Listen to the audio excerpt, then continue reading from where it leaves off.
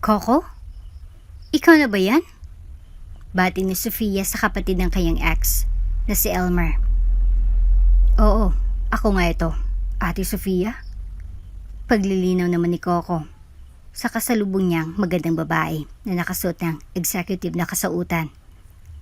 Ang laki ng pinagbago mo. Ibang-iba ka na, Coco, sa nakilala ko noon. Puri niya sa binata. May iba pala ako.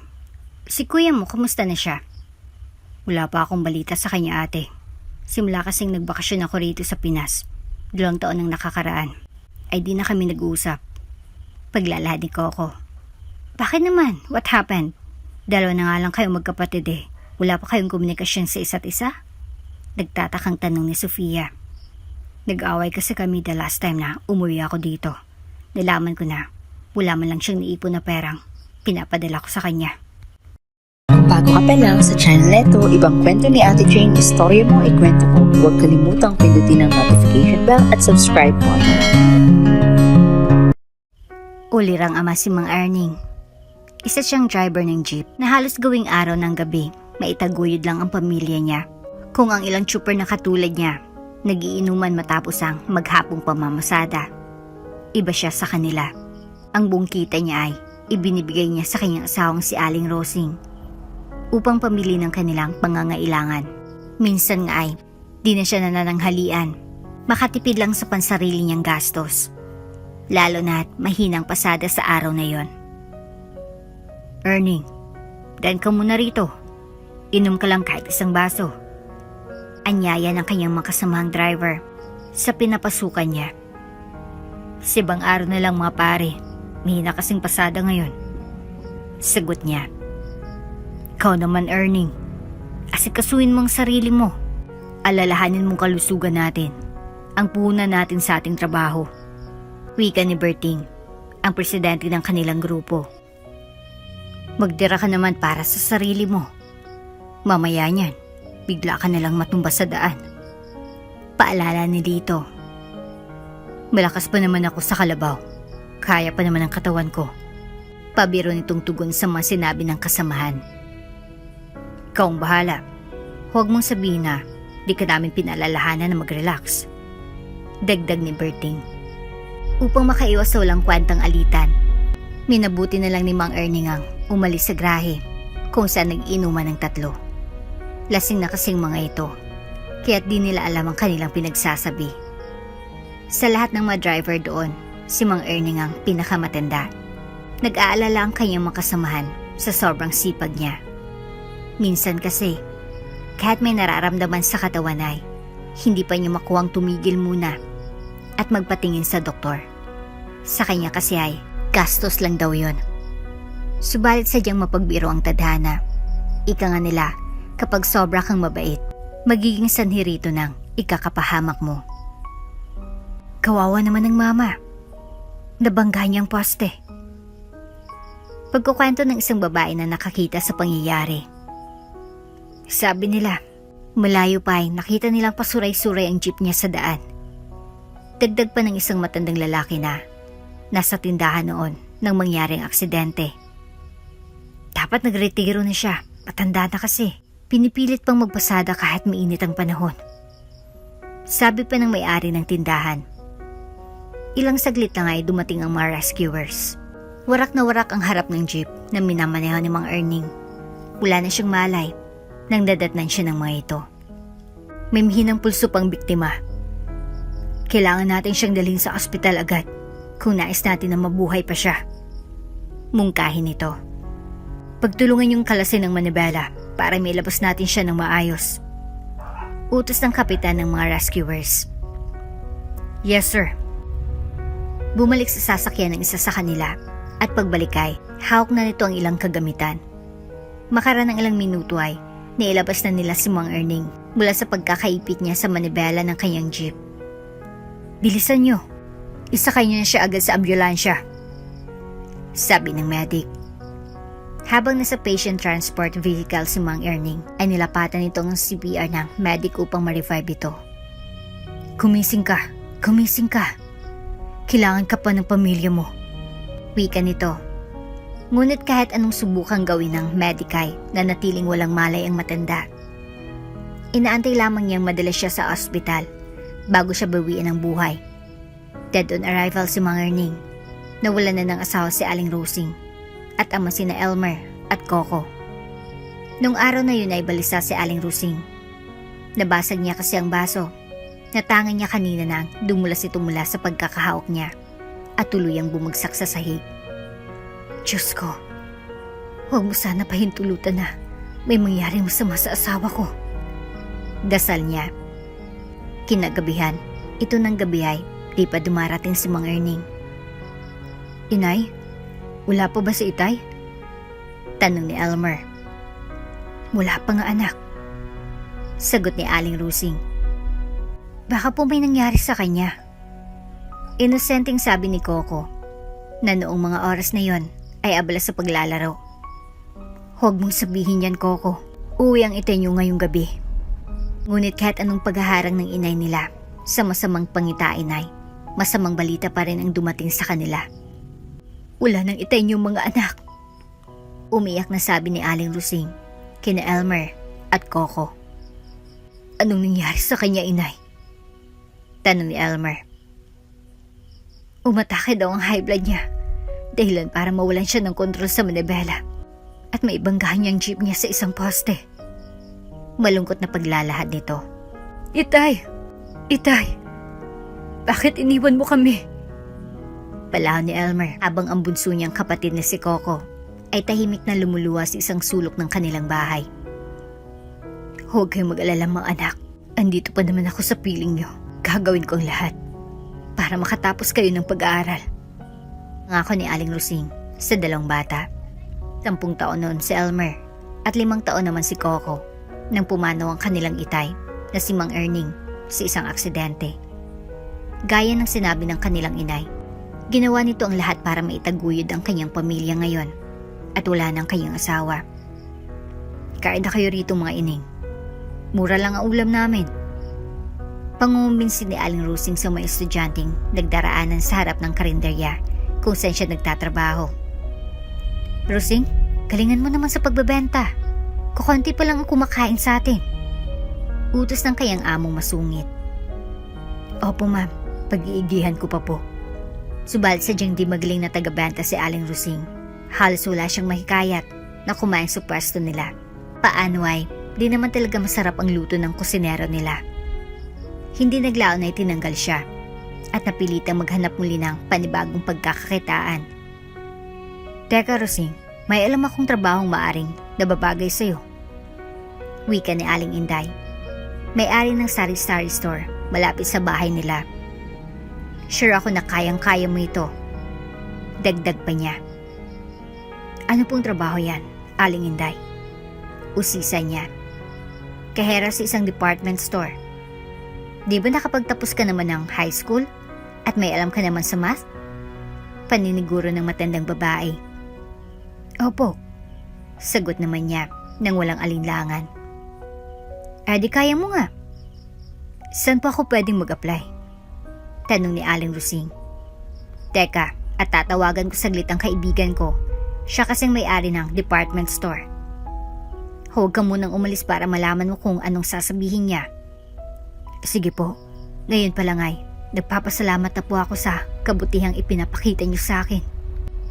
Nako, saka na kapag nakapag-umpisa ka na bilang kahera. Pumasok ito saglit sa loob ng kanilang bahay. Habang si Aling Rosing naman ay umupo sa upuan na nasa tabi ng tindahan. Maganda kong matanggap siya bilang kahera. Sigurado naman na medyo malaki ang sahod kumpara sa ibang mga trabahong napasukan niya noon. Bulong niya sa kanyang sarili. Makakapagpatuloy na ng pag-aaral si Bunso. Hindi ko kasi kaya silang pagsabay na pag-aaralin kapag kakapirangot lang ang sahod ko. Maya't maya lang ay lumabas na si Aling Inday. O Rosing, magtungo ka na lang daw bukas sa Cubao. Hanapin mo si Connie. Siya yung kaibigan ko. Pwede ka na daw magsimula. Balita nito. Salamat po. Salamat sa tulong niyo. Walang anuman Rosing. Katulad mo rin ako dati. Nung maaga akong nabalo ay mag-isa akong itinaguyod ang aking mga anak. Sao ng Diyos ay, napagtapos ko na rin sila sa kolehiyo. Ang isa ay, ihinyero na sa Dubai at ang bunso ko naman ay manager ng bangko. Pagmamalaki niya kay Aling Rosing. Hulog po kayo ng langit sa akin. Di ko po makakalimutan ang tulong na ibinigay niyo habang ako ay nabubuhay. Tulad ng sabi ko sa iyo kanina, kagalakan kong tumulong sa kapwang nangangailangan katulad mo. Naging abala si Aling Rosing sa bago niyang trabaho ng mga sumunod na araw. Hinahati niya muna si Elmer sa eskwelahan at iniiwan niya naman si Coco sa kanilang kapitbahay, saka siya pumapasok sa department store. Sa unang buwan pa lang ay pinupuri siya dahil sa kanyang kasipagan ng may-ari. Mag-day off ka naman minsan, Rosing. Hindi ka na ata nagpapahinga. Puna nito sa kanya isang araw na medyo hindi gaanong marami ang namimili. Sayang din po kasi ang sasahurin ko sa araw na liliban ka ko, ma'am. Pangangatwiran nito. Remember, health is wealth. Paalala nito sa kanya. Salamat po sa concern niyo, ma'am. Pero pakiramdam ko ay para akong si Superwoman.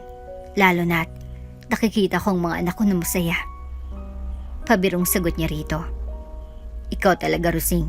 Nakuha mo pong magpatawa at kitang-kita sa mukha mo na stressed ka na. Hayaan niyo, ma'am. Pag-isipan ko pang mungkahin niyo. Buwan ang lumipas ay ganun pa rin kasigasig si Aling Rosing sa pagiging kahera. Overtime dito, overtime doon. Minsan nga ay pinapakiusapan na lang niya ang kaibigang si Aida na mas bata sa kanya ng 10 taon para sunduin si Albert sa paaralan dahil gagabihin siya. Sorry, Aida. Naabala na naman kita. Paghingi nito ng paumanhin. Walang anuman, Rosing. Along the way lang naman ang eskwelahan ni Elmer kapag pauwi ako mula sa opisina. Kaya okay lang. Wika ng kaibigan. Makakabawi rin ako sa iyo balang araw. Sagot niya. Ngumiti na lamang ang matalik na kaibigan. Dahil sa iba yung sipag na ipinapakita ni Aling Rosing bilang kahera, ay naging employee of the month siya ng ilang beses. At dahil sa award na natanggap ay, na-promote ito bilang head cashier. Wow, hindi ka na talaga maabot, friend. Puri ng isa sa mga kasamahan niya. Oo nga, Rosing. Ano nga bang sekreto mo sa iyong tagumpay? Usisa ng isa sa mga cashier na sinusupervise niya na ngayon. Ang aking mga anak, wala akong ibang hangad sa buhay kundi ang makita silang makatapos sa kanilang pag-aaral. Ito lang kasi ang tanging may pamamana ko sa kanila. Sagot niya. Siguro naman, magbabakasyon ka niya ng saglitan. Kailangan pagtuunan mo naman ng oras ng iyong pamilya. Mungkahin ng kanyang kahera. Mamaya yan, hindi ka na nila kilala. When was the last time ba na namasyal kayo ng mga anak mo sa mall o nanood ng sine? Tanong ng kasama niya sa kanyang trabaho. Napaisip bigla si Aling Rosing sa sinabi nito. Hindi naman sigurong kabawasan sa kanyang sahod pagliban ng isang araw lang. Alam niyo, may punto kayo. Sige na nga. This coming Saturday ay gagamitin ko ang isang day off. Ipapasyal ko sila sa Luneta, tapos pupunta kami sa Mega Mall. Good! Sa wakas ay nakumbinsi ka namin. Tandaan mo lagi, oras ang isang bagay kapag nawala ay hindi na natin kayang ibalik. Paalala ng kaibigang kahera niya. Well, for now, let's enjoy itong party. Palagay ko kayong dalawa naman ang susunod na mahirang na employee of the month. Pabiro niyang sabi sa kanyang mga kausap. Tinupad niya ang kanyang sinabi. Nang sumapit ang Sabado ay, dinala niya sina Elmer at Coco sa park at sa mall. Masayang-masaya ang mga bata dahil nakasama nila ang kanilang inay kahit isang araw. Isang alaala na kailanman ay di nila makakalimutan. Tigib na sana ng kaligayahan ng kanilang pamilya dahil sa pag-angat ng kanilang estado sa buhay. Datapwat isang balitang gigimbal kina Elmer at Coco na muling magdadala sa buhay nila ng kalungkutan. Isang balita na magpapabago sa takbo ng kapalaran nilang pareho. Abala ng araw na yun si Aling Rosing sa pagtuturo ng bagong kahera. Aalis sana ito sa pagkakaupo sa harapan ng cash register nang biglang magdilim ang kanyang paningin. Sanhi upang siya ay mahilo at matumba. Ma'am Rosing! Ma'am Rosing! Sigaw ng kaibigan niyang kahera na pilit na gumigising sa kanya. Tumawag na lang kayo ng doktor. Utos ng kanilang manager. Samantala, dalhin niyo muna sa klinik natin sa likod. Dagdag nito. Agad namang tumalima ang dalawang lalaki na empleyado rin sa department store. Binuhat nila ito. Nang dumating ang doktor ay, nilapatan niya si Aling Rosing ng paunang lunas. Unti-unti naman itong nagkamalay, kaya't di na siya dinala sa ospital. Overwork at sobrang pagod ang dahilan kung bakit ka nahilo. Diagnose ng doktor. Siguro ay makakabuti muna sa iyo ang magpa-check up sa ospital para malaman natin kung may iba pang mga dahilan. Mungkahi pa nito. Paano pong trabaho ko? Sino magtuturo sa mga bagong kahera? Pag-aalala nitong tanong sa manager niya. No worries, Rosing. Dahil isa kang ulirang empleyado ay sasagutin ng kumpanyang lahat. And personally, I will grant you a 1-week sick leave with pay. Sagot ng kanyang head. Salamat po, ma'am. Sabi ni Aling Rosing. O hayan, kaya't wala ka ng dahilan para pagpatingin kay Doc sa ospital. Pabirong sabi ng kaibigan niyang kahera. Nang sumunod na araw ay nagtungo sa ospital si Aling Rosing. Nahintakutan siya kasi nangyari at ayaw na nitong maulit pa yon. Nasa high school pa lang si Elmer at Coco naman ay sa elementarya. Hindi pa napapanahon na iwanan niya sila. Rosita Jimenez. Tawag ng nurse sa nursing station. Ako po yun, ma'am.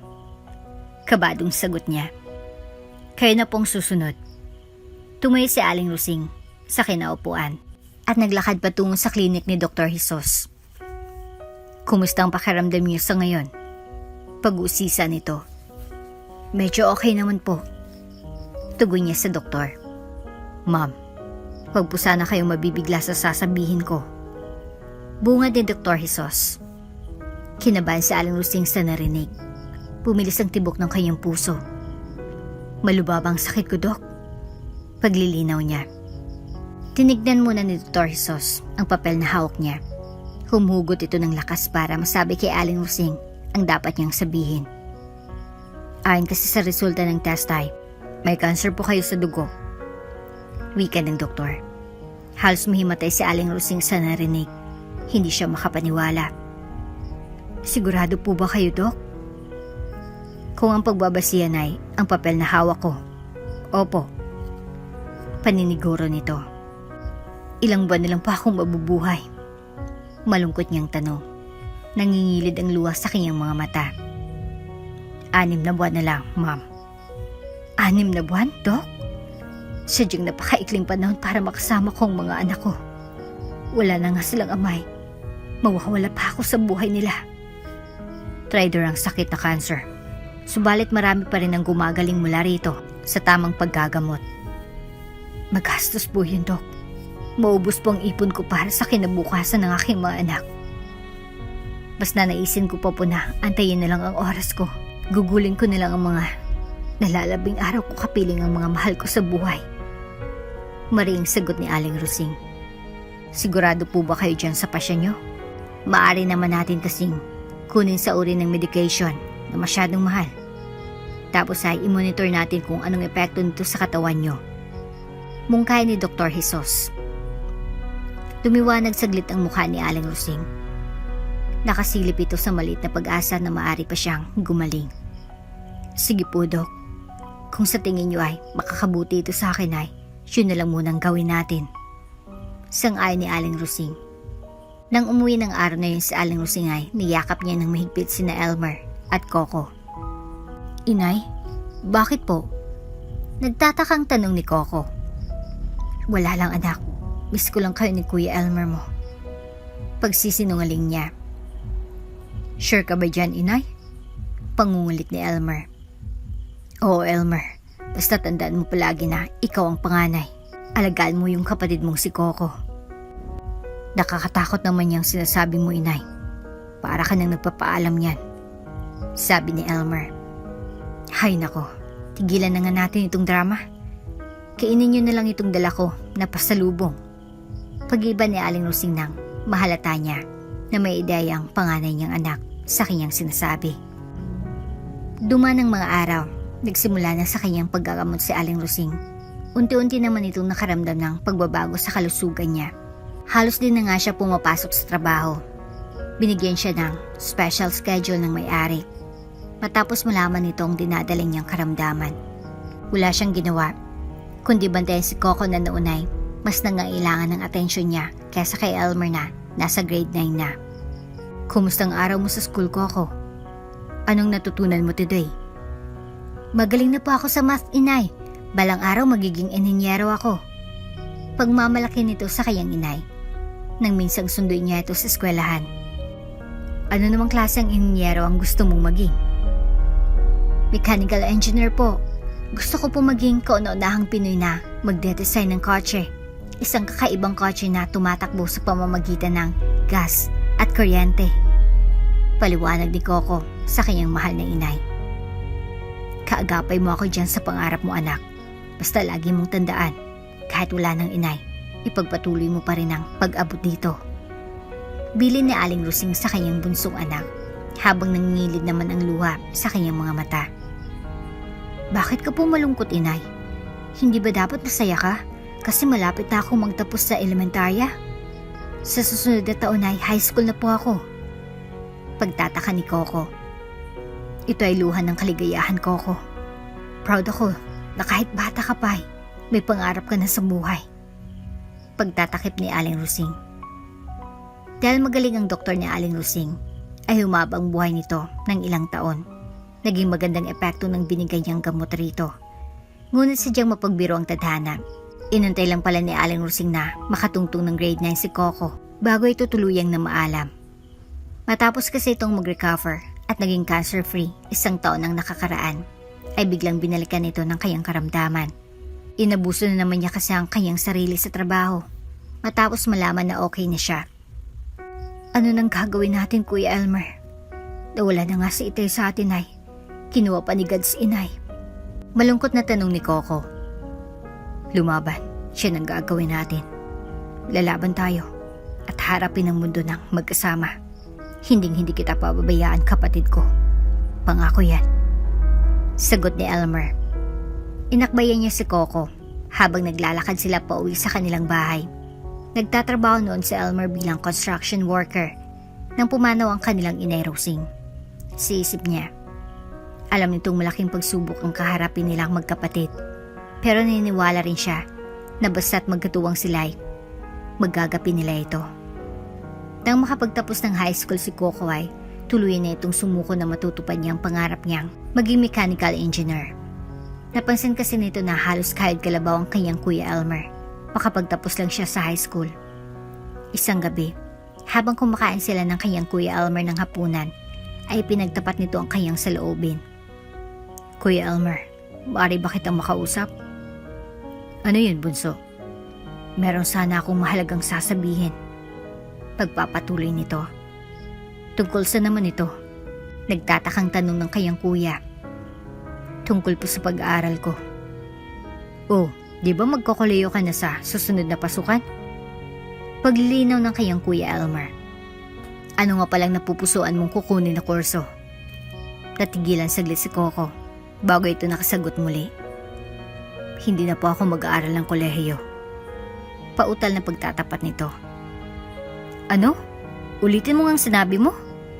Galit na sabi ng Kuya Elmer niya. Hindi na po ako. Tumigil ka, bunso. Kahit anong mangyari ay magkokoleyo ka. Ikaw ang kaunahang magtatapos ng kolehiyo sa angka natin. Nanggagaliitin na sabad ng kuya niya. Itataguyod ko ang pag-aaral mo tulad ng pangako ko kay inay nung nabubuhay pa siya. Huwag na huwag kang tutulad sa akin, ha. Pinili magtrabaho pagkatapos graduate ng high school. Dagdag pa nito. Hindi ba ito ang dahilan kung bakit kami naghiwalay ng ate Sofia mo? Gusto niya kasi na mag-aaral ng kolehiyo ngunit tumanggi ako. Mas ninais ko pa na maging construction worker para matustusan ang pag-aaral mo, bunso. Tapos ay malalaman ko na tutulad ka rin sa akin. Ang sagot ko dyan ay tutol ako sa balak mo. Wala nang pangatwiran nang maririnig ko pa mula sa'yo. Tapos ng usapan na ito. Tumayo ang kanyang kuya mula sa pagkainan na hindi man lang nito naubos ang kanyang kinakain. Naiwan si Coco na naguguluhan kung anong dapat na pagpapaliwanag ang gagawin niya para makumbinsi ang Kuya Elmer niya. Inay, bakit ganitong nangyayari sa amin ni Coco? Ano kayang nag-udyok sa kanya na huwag magpatuloy sa pagkokoleyo? Tanong nito habang nakatingin siya sa langit. Tutuparin ko po ang ipinangako ko sa inyo ni Inay. Kahit ikamatay ko pa, itataguyod kong pag-aaral ng aking bunso. Nakailang sindi ng sigarilyo si Elmer. Bago ito nagpa siyang matulog na. Maaga pa siya bukas gigising kasi malayo ang construction site sa kanilang bahay. Mabigat ang loob na nilisan niyang bahay nila ng umaga na yun. Nanatili sa kanyang isipan ang mga binataong salita ng kanyang bunsong kapatid na si Coco. Coco, gagawin ko ang lahat para matupad mong pangarap mo. Bulong nito sa sarili habang papalabas siya ng gate. Samantala si Bunso naman ay may sariling lakad nung araw na yon. Paghanap siya ng trabaho para makatulong sa kanyang kuya. Sorry kuya, kailangan kong gawin ito. Ayaw ko kasing nakikita na nahihirapan ka. Hindi mo man aminin ay pagod na pagod ka na. Nais mo rin ay harapin ang sarili mong pangarap. Sabi ni Coco sa kanyang sarili. Nung araw ay naging abala siya sa paglibot sa bayan.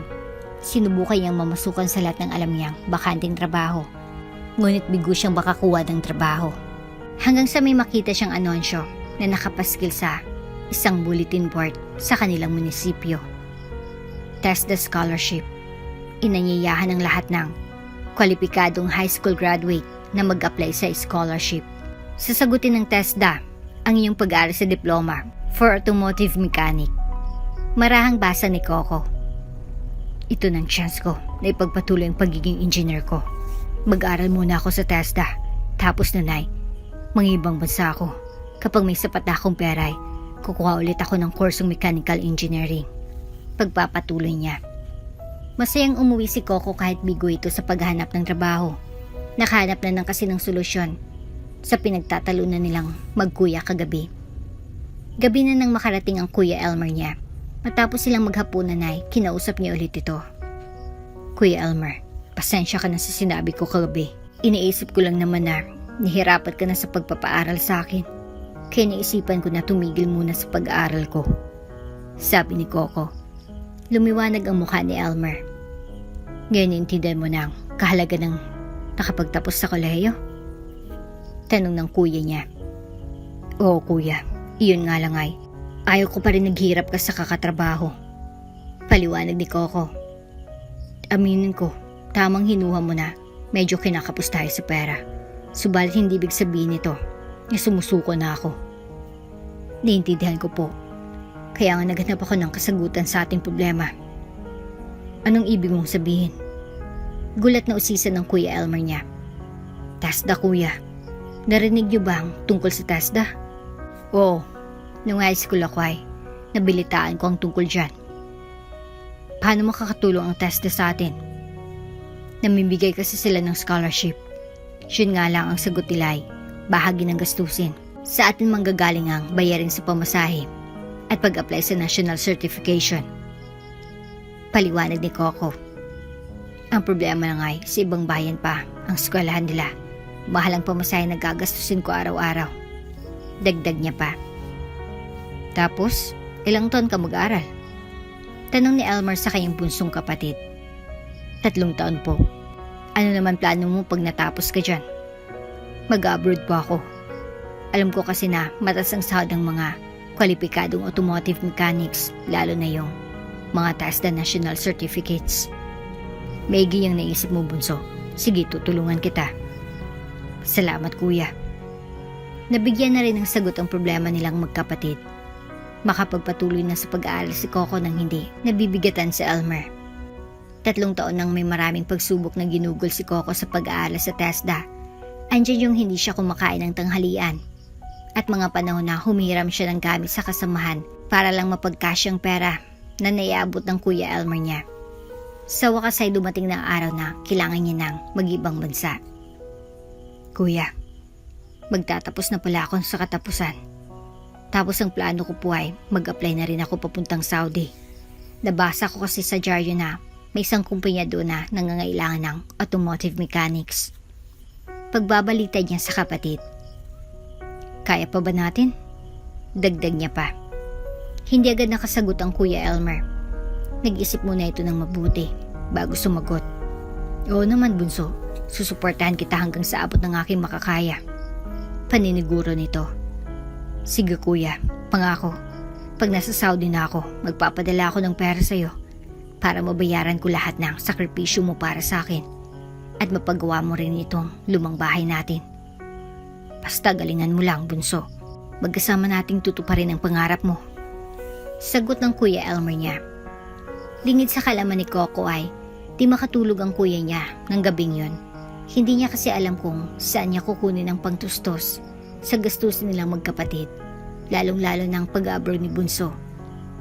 Inay, itay, kung saan man kayo, ipagdasal niyo naman na makahanap ako ng paraan para may pambayad si Coco sa plano niyang pagtatrabaho sa Saudi. Ito na kasing katuparan ng matagal niya nang pinapangarap simula nung siya'y bata pa. Hiling ni Elmer sa kanyang mga magulang na namayapan na. Dumating ang katapusan ng buwan, graduation ni Coco sa TESDA. Congratulations bunso, sa wakas ay may national certificate ka na rin mula sa TESDA. Pati ng Kuya Elmer niya. Salamat kuya, hindi ko naman magagawa ang lahat ng ito kung hindi sa tulong mo. Sagot ni Coco. Okay lang yun bunso, tulad ng lagi kong sinasabi, walang iwanan tayong magkapatid. Magkasama nating aabutin ang mapangarap natin sa buhay. Paalala nito habang naluluha. O kuya, walang iyakin Jimenez. Pabirong banat niya para tumawa naman ito. Loko ka talaga, tears of joy lang ito. Tugon nito. Siya nga pala, bago ko tuluyang makalimutan, may dinukot ito mula sa kanyang bag. Ito ng pang-placement fee para sa Saudi. Pahayag nito habang inaabot sa kapatid ang isang envelope na naglalaman ng pera. Talaga kuya? Oo, hindi ba't pinangako ko sa'yo na gagawa ko ng paraan? Ayan na. Pero saan galing ito? Tanong ni Coco. Aminin sana ni Elmer nung mga oras na yun, ngunit natigilan siya. Alam niya kasi na mataas ang pride ng kapatid kapag nalaman nito na nangutang siya. Hindi niya ito tatanggapin, kaya't napilitan na lang siyang magsinungaling. Sa insurance ni inay, nalaman ko kasi na nagbabayad pala siya ng policy niya habang siya'y head cashier sa department store. Nang tawagan ko ang insurance company ay sinabihan ako na isumite ang mga kaukulang dokumento para maklaim ko. At ito na nga yung pera mula doon. Paliwanag niya kay Coco. Mabuti naman kung ganun, at least di ka na mahirapang mag-ipon kuya. Kahit pagbutihan mo dun sa Saudi.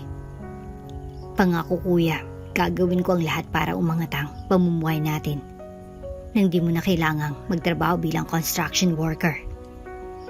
Di nagtagal ay flight na ni Coco. Hinatid siya ng Kuya Elmer niya sa airport. Alagaan mo sarili mo doon bunso. Bili nito. Ikaw din kuya. Baka naman pag wala ako ay puros inuman na lang ang atupagin mo. Biro ni Coco. Hoy, hindi ako lasinggero. Chick bird lang. Patawang sagot ni Elmer. Agad namang na-promote si Coco makaraan ng ilang buwan. Nagustuhan kasi ng amo niya ang kayang galing sa pagkukumpuni ng sasakyan at ang sipag nito sa trabaho. Nagpadala na itong ng pera sa kanyang kuya. Binili niya ang iba roon ay gastusin sa pagpapaayos ng kanilang lumang bahay. Ang natitira naman sa kanyang sahod ay iniipon naman niya para sa pag-aaral niya ng mechanical engineering. Makalipas ang 3 taon ay natapos na ang kanyang kontrata. Nag-decide si Coco na umuwi ng Pilipinas upang simulan naman ang ikalawang bahagi ng kanyang plano para sa katuparan ng kanyang pangarap. Inakala niya na tapos na rin ang pinapagawa nilang bahay. Ayon naman kasi ang mga larawan na pinapadala ng Kuya Elmer niya ay gano'n na nga ang inaasahan niya. Ngunit magugulat siya sa madadatnan niya. Kuya Elmer! Tawag ni Coco. Subalit walang sumasagot. Mukha yatang walang tao. At bakit ganito yung bahay? Bulong niya sa sarili. Ano na nangyari sa perang pinadala ko? Dagdag pa nito. Nilibot ni Coco ang buong kabahayan. Nakita niyang makaraan ng 3 taon ay Parang dati pa rin ang itsura nito mula nung umalis siya. Nakaramdam siya ng puot sa nakita. Parang nauwi kasi sa wala ang perang pinaghirapan niya at pinadala sa Kuya Elmer niya. Naupo siya sa bangkito na nasa ilalim ng punong mangga sa kanilang bakuran. Inantay nito ang pagdating ng kanyang kuya. Takip silim na dumating si Elmer. Pagod na pagod ito mula sa kakatrabaho maghapon at sa malayong biyahe. Kuya, kumusta ka na? Isang pamilyar na tinig ang narinig ni Elmer mula sa kanyang likuran. Coco? Bunso? Paniniguro nito. Oo, ako nga kuya. Mababanaag ang galit na tono ng kanyang pananalita. Kailan ka pa dumating? Usisa ni Elmer. Kanina lang kuya. Hindi na ako nagpasundo kasi alam ko naman na busy ka sa construction site. Kumusta ka na? Tanong nito na medyo nangangatalang boses. Okay lang naman ako. May gusto lang sana akong itanong kuya. Maaari bang muupo ka dito sa tabi ko at nang makapag-usap tayo? Hiling nito. Oo naman punso. Ano yun? Saan mo dinadalang perang pinapadala ko sa'yo? Walang patumpik-tumpik na usisan nito. Nagulat si Elmer sa sinabi ng bunsong kapatid. Subalit ginawa niya ang kayang makakaya upang maipaliwanag kung bakit. Ha? Bakit hindi ka pumakasagot? Winaldas mo lang ba ito sa bisyo mo? Pag-akusa ni Coco sa kanyang kuya. Hindi sa ganun bunso. Nagkakamali ka. Kung ganun ay, sagutin mo ang tanong ko. Nais kong maintindihan bakit sa dinami-dami ng perang pinadala ko. Di mo pa rin naipahayos ang ating bahay. Luma pa rin siyang hanggang ngayon. Pasigaw na sabi nito. Teka bunso. Di ko na yata nagugustuhan niyang tono ng pananalita mo. Karapatan ko magkaganito kuya. Ilang taon ko ding pinaghirapan ng pera na yun sa Saudi. Nintindihan kong pinanggagalitan ng galit mo. Pero ang ako sana ko na, ginastos ko lang sa walang kwentang bagay ang perang padala mo. Abay, ibang bagay na yan. Kung hindi ganun ang ginawa mo sa pera ko, asan mo ito dinala? Natigilan saglit si Elmer. Iniisip kasi nito kung ipagtatapat niya ang katotohanan ukol sa insurance ng inay nila o hindi. Alam niya kasi na may karapatan si Coco na malaman ang tungkol dito. Hindi ka makapagsalita kuya? May itinatago ka ba sa akin? Makulit na tanong nito. Coco, saka na muna tayo mag-usap. Mukhang nawawalan ka na kasi ng respeto sa akin. Umalis na lang bigla si Elmer sa harapan niya. Ano kayang ginawa ni kuya sa pera ko? Naamoy ko kasi na may inililihim siya ukol dito. Bulong ni Coco sa sarili. Pumasok na lang sa kwarto niya si Coco nang hindi kumakain ng hapunan. Mula noon ay dito lumabas hanggang sa mag-umaga na. Coco, gising ka na dyan. Halika na't kumain ng almusal na inihanda ko. Daw na ako kasi papasok pa ako sa site. Anyaya ng Kuya Elmer niya. Hindi niya ito kinibo. Nainis pa rin kasi siya rito. Napapaisip tuloy siya kung itutuloy pa ba niyang pagbabakasyon doon o babalik na lamang siya ng Saudi. Bunso, gutom ka na ba? Paglalambing ng Kuya Elmer niya habang kinakatok nito ang pintuan ng kwarto ng kanyang kapatid. Alis na sana ito nang biglang bumukas ang pintuan at lumabas si Coco. Nung gabing yon, ay sabay naghapunan ng dalawa. Wala silang imikan hanggang sa mas maigi siguro kuya na dun muna ako kay na Tita Adele tumira. May mga ayusin kasi ako mga papeles para sa pagbabalik ko sa Saudi. Paalam ni Coco kay Elmer. Bunso, huwag mo hayaang ang galit mo ang manaig. Maaari bang pakinggan mo muna ako? Sagot ni Elmer. Hindi na kuya. Malinaw pa kasi sa sikat ng araw na nawala ang mga perang pinadala ko sa'yo. Ayaw ko nang malaman pa kung saan mo ito ginamit. Napakasakit mo naman magsalita, bunso. Huwag mo akusahan sa isang bagay na hindi ko naman ginawa. Pagtatanggol ni Elmer sa sarili. Nanahimik na lang si Coco at tinapos lang nito ang kinakain. Pumasok na lang ito sa kwarto at iniwan ng kuya niya sa hapagkainan na nag-iisip kung ano ang kanyang dapat gawin. Kinabukasan ay nag-impake si Coco at pumunta sa kanilang Tita Adele na kapatid ng kanilang inay. Tinaglaan ay bumalik ito sa Saudi nang hindi na mamalayan ni Elmer. Ang gabing yon ang huling pag-usap nilang magkapatid. Ginugol na lang ni Coco ang oras sa pagtatrabaho dahil natuto na siya Hindi niya na pinadalhan ng pera ang kapatid. Nawala na rin siya ng ganang alamin kung anong kalagayan nito sa Pinas. After 2 years, muling naisipan ni Coco na bumalik ng Pilipinas. May paanyaya kasi sa kanya ang isang kumpanya rito upang maging trainer. Pagkalabas niya ng airport, may isang tao na makikita niya na magbibigay linaw sa alitan nila ng kanyang kuya. Coco? Ikaw ba yan? Bati ni Sofia sa kapatid ng kanyang ex na si Elmer. Oo, ako nga ito. Ate Sofia? Paglilinaw naman ni Coco sa kasalubong niyang magandang babae na nakasuot ng executive takasautan. Ang laki ng pinagbago mo. Ibang-iba ka na Coco na nakilala ko noon. Puri niya sa binata. Swerte lang po ako sa pag-abroad dati. Ito nga, kagagaling ko lang po ng Saudi Arabia. Paglalahad nito sa kausap. Halika, let's have some coffee. May alam akong coffee shop na malapit dito. Sigurado ko na magugustuhan mong kape nila. Yaya ni Sofia. Salamat na lang ate. Maybe next time. Nagmamadali po kasi ako. May mga mahalagang papeles pa po kasi akong lalakarin. Naku naman, ngayon na nga lang tayo nagkita after so many years. Tapos tatanggihan mo pa ako. Samahan mo na ako. Kwentuhan naman tayo. Pangungilit nito. Nakonsensya si Coco sa tinura ni Ate Sofia niya. Simula kasi naging girlfriend siya ng Kuya Elmer niya. Tinuring niya na itong kapatid. Sige na nga po. Miss ko na rin kasi mga kwento niyo. Pambobola niya rito. Nang maitago ang pagkiilang sa kanya. Hayan, makakasama ko na naman ang paborito kong bunsong kapatid. Pagbibiro ni Sofia. Habang tumatawid sila, papunta sa kalapit na coffee shop. Pagdating doon ay, naupo ang dalawa sa isang sulok. Mas okay kasi doon dahil walang istorbo sa kanilang dalawa. So, how's life been for you? Bungad na tanong ni Sofia kay Coco. Ito po, nakadalawang beses nang nagbakasyon dito sa Pilipinas. Sagot naman ni Coco. Ano naging work mo sa Saudi? Hindi ba't nag-aral ka ng automotive repair sa TESDA? Opo ate, isa na po ako ngayong head mechanic sa kumpanyang pinapasukan ko. Wow, that's great. At least yung sakripisyo mo sa pag-aaral is paying off. Tama po. Kung hindi po ako napag-aaral sa TESDA, malamang isa lang po akong hamak na janitor sa atin.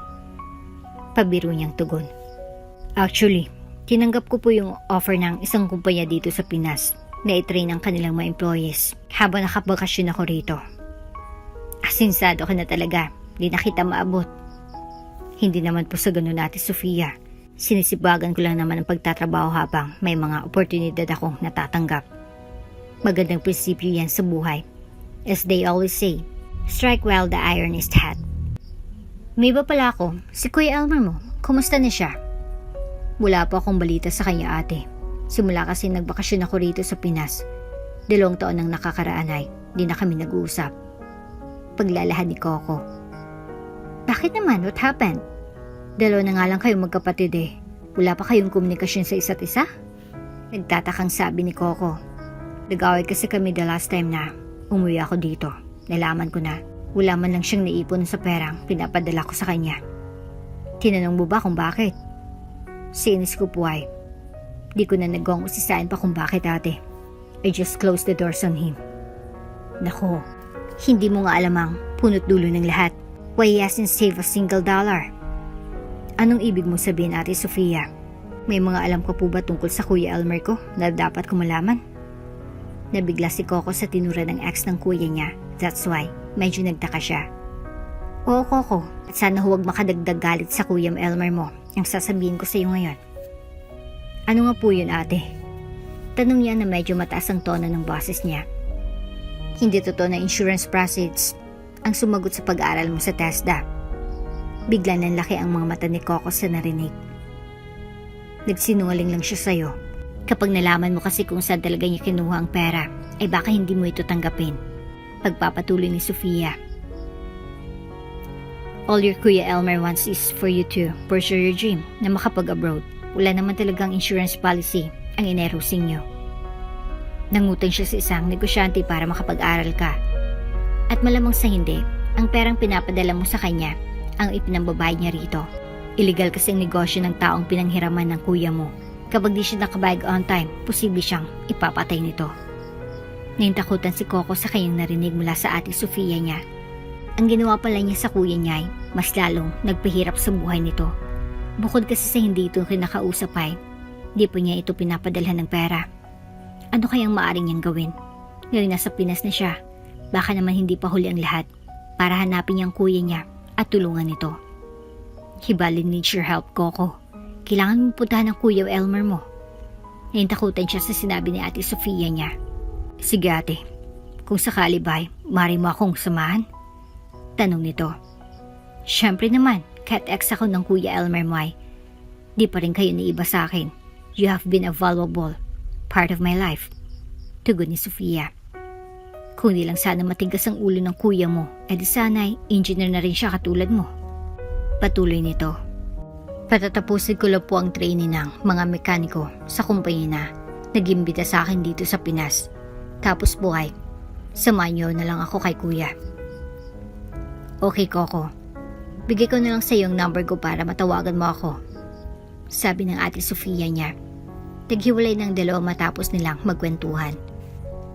Makaraan ng isang linggo ay, nagtungo na sila sa kanilang bahay upang kausapin ang Kuya Elmer niya. Elmer, andito ka ba? Tawag ni Sofia sa kanyang ex. Matagal bago may sumagot. Nasa likod ako ng bahay. Sino po sila? Sagot ni Elmer. Sofia, si Sofia ito.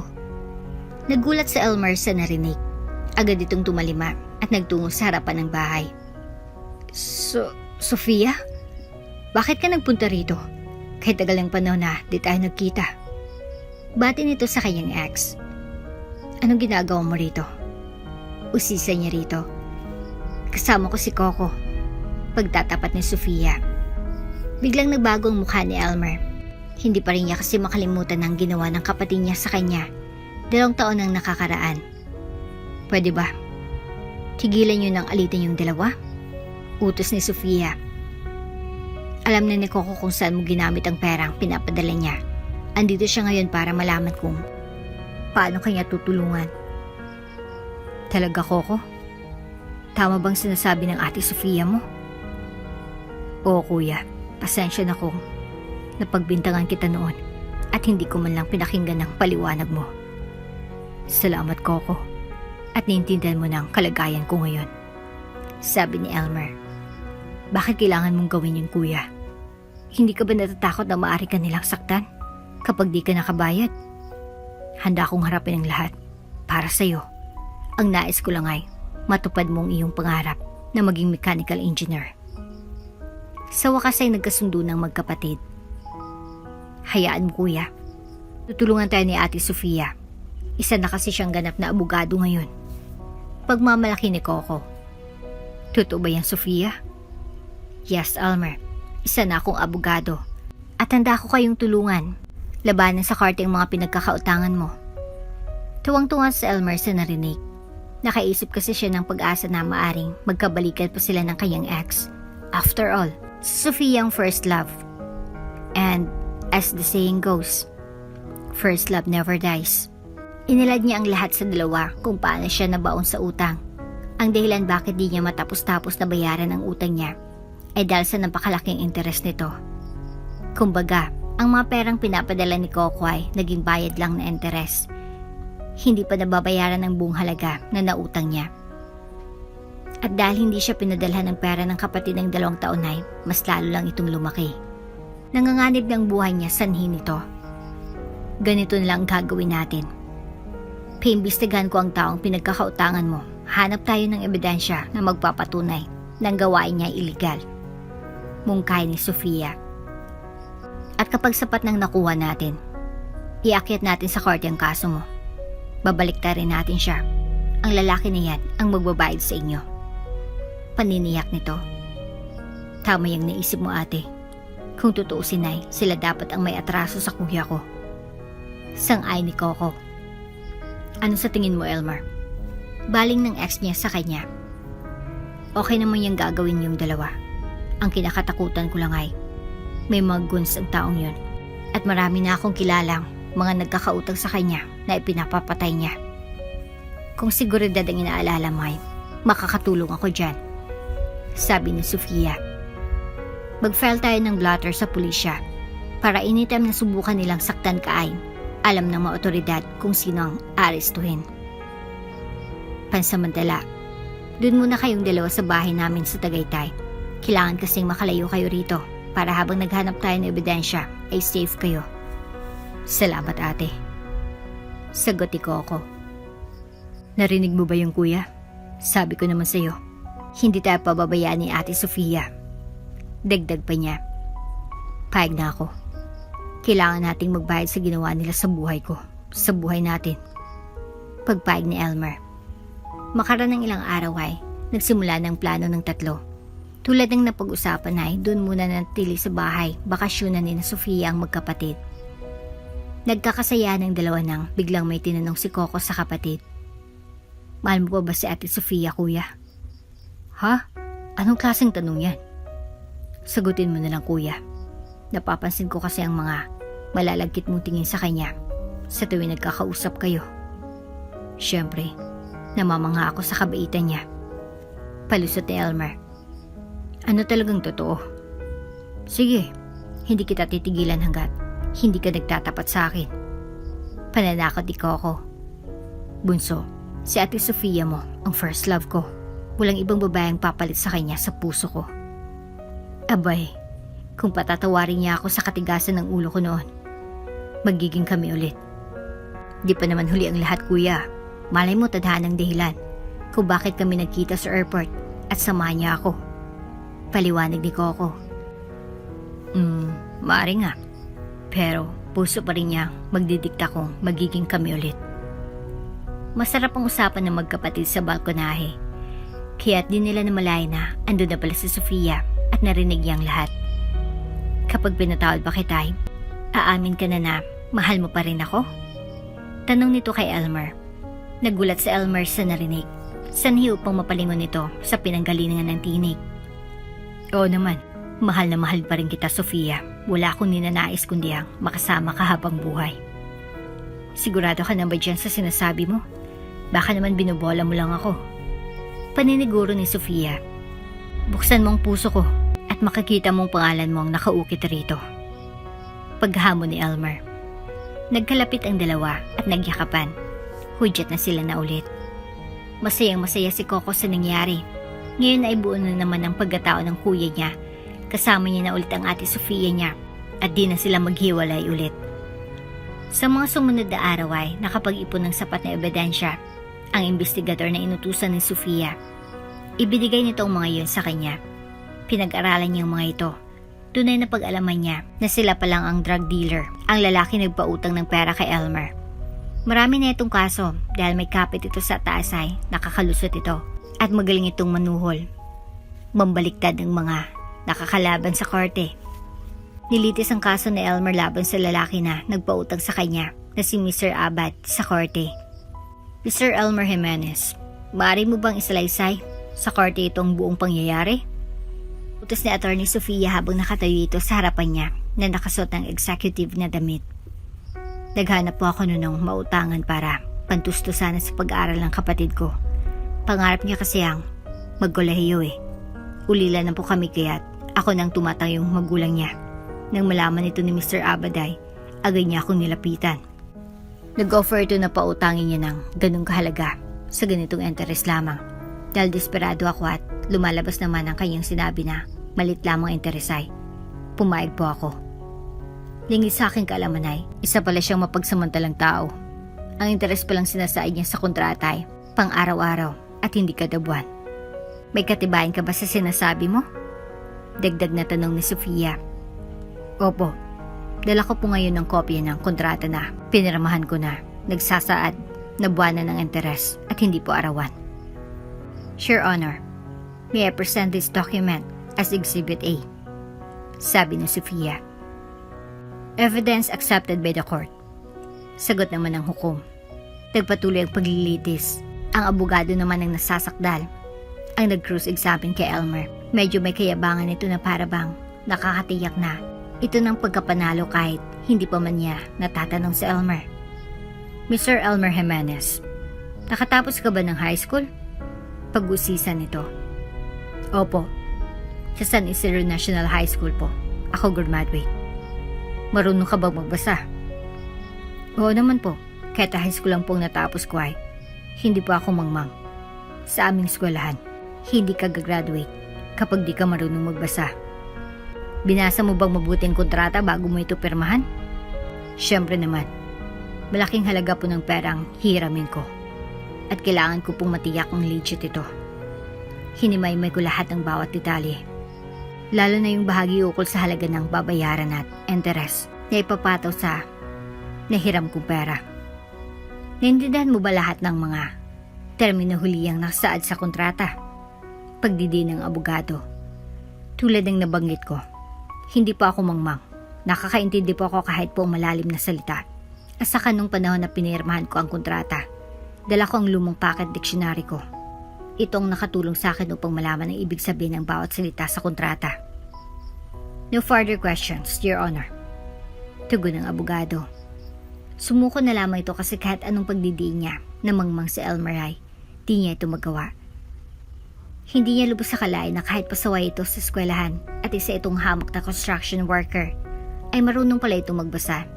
Hindi umubrang dirty tactics sa ginawa ng abogado. Napaghandaan kasing mabuti ni Elmer at Sofia ang maaring gawin ito matapos nilang mabasa ang naging resulta ng dating kaso ng nasasakdal.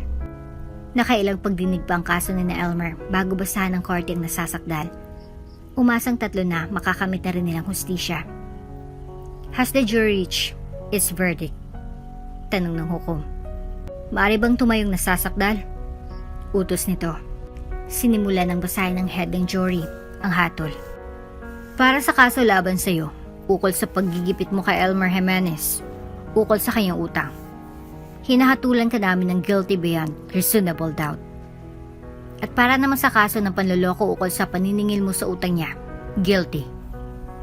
Naghiyawan ng mga taong nanunood. Nadalo sina Elmer, Coco at Attorney Sofia. Dahil dito ay natulungan na rin nila ang ibang mga taong inapi ng lalaking ito. Inutusan din ito bayaran ng mga sobrang perang nakulimbat niya mula kay Elmer. Naibalik lahat ng perang pinaghirapan ni Coco. Nadagdagan pa nga ito. Naipagawa na rin ng magkapatid ang kanilang bahay. Kasabay nito ay ipinagpatuloy ni Coco ang pag-aaral nito sa kolehiyo. Hinangaan siya sa universidad dahil sa kanyang angking talino. Ikinasal sina Elmer at Sofia na nirahan ng dalawa sa Tagaytay. Samantalang si Coco ay nanatili sa bahay nila. Naroon kasi ang alaala ng kanyang mga magulang na nagsumikap upang maitaguyod ang pag-aaral nilang magkapatid. Oops! May break muna. Gusto mo ba ma-shoutout dito sa channel ni Ate Jane? Mag-comment lang ng lesson you learned from the latest story uploaded. Dahil pipili kami ng isang best comment of the day para i-shoutout sa susunod na upload. Kaya huwag kalimutang mag-iwan ng lesson you learned after you watch this video. Maraming salamat! Engineer Coco, ano pong gagawin natin sa sasakyan na ito? Tanong ng isa niyang tauhan. Tignan niyo ang throttle valve. Baka barado ito kaya't hindi siya umaarangkada. Kapag tinatapakan ng driver ang accelerator. Utos niya. Tama nga kayo, engineer. Medyo maluwag ang cable. Kailangan po itong higpitan. Sagot ng tauhan. Gawin mo na kung ganun. At nang matest drive na yan mamaya. Humingi na kasi ang pamahalaan ng demonstration sa Sabado. Kailangan nating matiyak na di tayo papalpak. Sige po, Engineer Coco. Masusunod po. Nang maging mechanical engineer si Coco ay nagpatayo na ito ng sarili niyang kumpanya na gumagawa ng mga air-conditioned hybrid buses. Isa ang kanilang kumpanya na nakakuha ng kontratang mula sa pamahalaan para sa pagdisenyo ng tinatawag nilang mga modernized buses. Dahil sa galing nito bilang engineer, hinangaan ng kapwa Pinoy niya at maging mga dayuhan ang kanyang madisenyong sasakyan. Sa kasalukuyan ay napakadami nilang orders mula sa ibang bansa. Ang kwento ni Coco ay nagpapatunay lamang na kaya nating tuparin ang ating mga pangarap, ano man ang pagsubok na kaharapin natin. Kailangan lang ay pagtsatsaga at pananalig sa Diyos na magagawa natin to. At sa tulong na rin ng ating pamilya na siyang nagbibigay ng lakas sa araw-araw upang magpatuloy tayo sa pagtupad ng ating pangarap hanggang sa maabot natin to. At dito na nga po nagtatapos ang ating kwento. Hanggang sa muli. Shoutout nga pala kay Yen Kolyama. At ang sabi niya ay, sobrang emotional ang love story nila Sandro at Mori. Hindi ko mapigilan ng pagtulo ng luha ko habang ako'y nakikinig. Mabuti na lang, hindi mahal ni Sandro si Tatiana. Siya lang ang nagmahal kay Sandro. At saka mahal ni Sandro ang kanyang asawa na si Mori. At sa wakas naging sila at patuloy ang kanilang pagmamahalan. Happy ending sila. Salamat Ate Jane sa magandang kwento na in-upload mo sa mga tagapakinig. Salamat Miss Narrator at Miss Writer sa pag-deliver ng magandang kwentong pag-ibig. Happy listening from Davao. Bago ka pa lang sa channel neto, ibang kwento ni Ate Jane, istorya mo, ikwento ko. Huwag kalimutang pindutin ang notification bell at subscribe button.